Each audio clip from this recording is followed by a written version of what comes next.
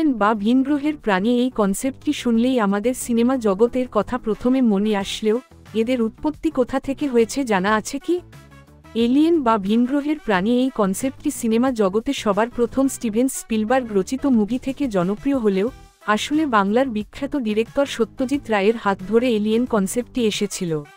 তিনি সবার প্রথম মুভি স্ক্রিপ্ট লিখেছিলেন, যেখানে এলিয়েনদের ডিটেলড ছবি থেকে শুরু করে এলিয়েনদের সঙ্গে মানুষের সম্পর্ক স্থাপন, ভিনগ্রহী প্রাণীদের সাহায্যে মানুষের সমাজের উন্নতি হওয়া সবই দেখানো হয়।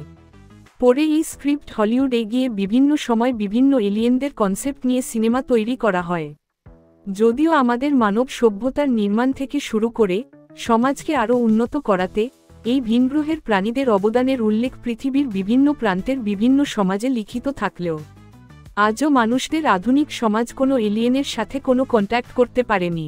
তাও এদের নিয়ে কনস্পারেসি থিওরি প্রচুর আছে।